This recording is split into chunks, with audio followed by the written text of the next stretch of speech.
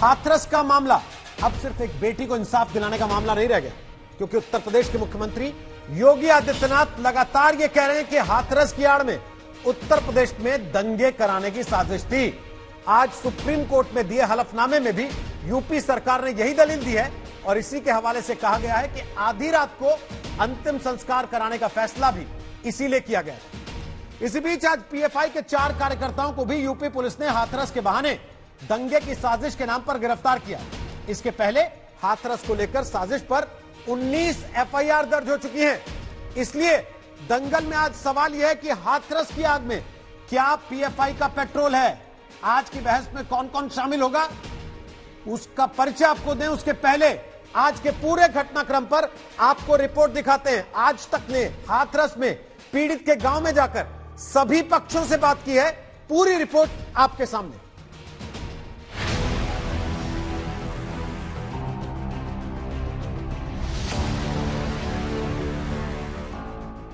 हाथरस में एक बेटी के साथ नाइंसाफी हुई, लेकिन अब इस मामले में राजनीति और साजिश की नई नई परतें खुलती जा रही हैं। बेटी के दर्द और प्रशासन के गैर जिम्मेदाराना रवैये को सबसे पहले उजागर करने वाला आपका चैनल आज तक इस मामले के सभी पहलुओं को निष्पक्ष और बेबाक तरीके से रख रहा है। हाथरस की बेटी के गांव में आज तक की 2 टीमें ठाकुर और वाल्मीकि समाज के बीच पहुंची और उनकी आवाज सुनी। कुल मिलाकर आप सबकी एक राय है। हाँ जी राय हमारी जांच होनी चाहिए इस केस की। सीबीआई पूरी तरह से, और नार्को टेस्ट भी होना चाहिए दोनों पक्षों का। सब मैम, अगर नार्को टेस्ट भी अगर आप नहीं कराना चाहते तो मैम सीबीआई की जांच तो आपको मैम करानी बिल्कुल ही चाहिए। मैम अगर घर वाले नहीं है संतुष्ट, अगर उन्हें नार्को टेस्ट नहीं कराना चाहते, अगर उनकी माँ को अगर बाकी लोग करा मैम, अगर बाकी लोग हैं, उनकी बहन है, भाभी है, वगैरह वगैरह है जो भी, मैम उनको नार्को टेस्ट कराना चाहिए। मैम उनको क्या प्रॉब्लम हो रही है? आप लोगों को पूरा भरोसा है कि नार्को टेस्ट अगर हो जाएगा लोगों का तो सच आ जाएगा। हम निराश नहीं है बिल्कुल। हम माननीय उत्तर प्रदेश के मुख्यमंत्री जी योगी आदित्यनाथ जी से ये कहना चाहते हैं कि अगर आप वाल्मीकि समाज को हिंदू समझते हैं तो हिंदू रीति से दाह संस्कार क्यों नहीं हुआ? योगी जी जवाब दो भारत को। पीड़िता का अंतिम संस्कार किया है प्रशासन ने उनकी गैर हाजिरी में। ये होते कौन है? डीएम साहब से मैं कहना चाहूंगी, वो घर वालों को जिस तरीके से धमकी दे रहे हैं कि अपनी एफआईआर वापस ले लीजिए, मीडिया वाले आज है कल चले जाएंगे।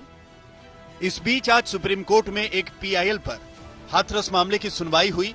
सीजेआई एसए बोबडे ने मामले को भयावह कहा और पीड़ित परिवार की सुरक्षा पर यूपी सरकार से हलफनामा दाखिल करने को कहा।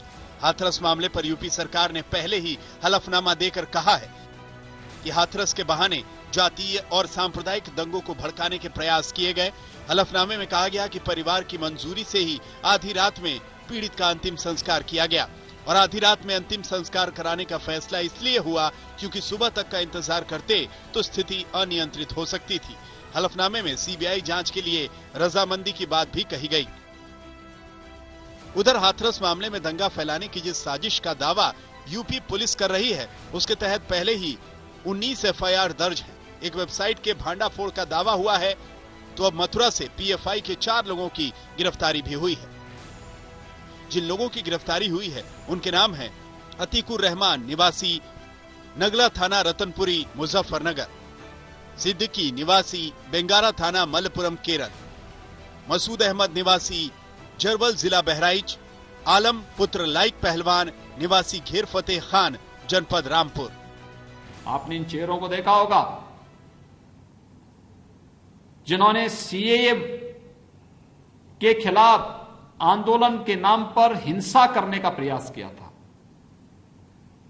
जिन्होंने कोरोना कालखंड के दौरान तबलीगी जमात के लोगों को प्रश्रय देकर के कोरोना फैलाने की कुत्सित चेष्टा की थी, जिन्होंने प्रदेश के अंदर विभिन्न स्तर पर अराजकता पैदा करने का प्रयास किया था। और आपने देखा होगा सरकार ने न केवल उनको बेनकाब किया बल्कि ऐसे तत्वों से सख्ती से निपटने का कार्य भी किया। वैसे योगी जब साजिश का दावा कर रहे हैं तो कांग्रेस नेता राहुल गांधी ने आज फिर पीएम की चुप्पी पर सवाल उठाया है। लाखों महिलाएं जिनके साथ तो रोज कोई ना कोई बदतमीजी होती है। हजारों महिलाएं जिनका रेप होता है, मैं उनके लिए भी यहां आया हूं। इंटरेस्टिंग बात यह है कि बच्ची का रेप होता है, मर्डर होता है, पूरा एडमिनिस्ट्रेशन परिवार पर आक्रमण करता है और देश के प्रधानमंत्री एक शब्द नहीं कहते। इंटरेस्टिंग बात। इस बीच हाथरस मामले में जांच कर रही एसआईटी अपनी रिपोर्ट कल तक यूपी सरकार को सौंप सकती है। हाथरस से श्वेता सिंह और मौसमी सिंह के साथ संजय शर्मा, दिल्ली, आज तक।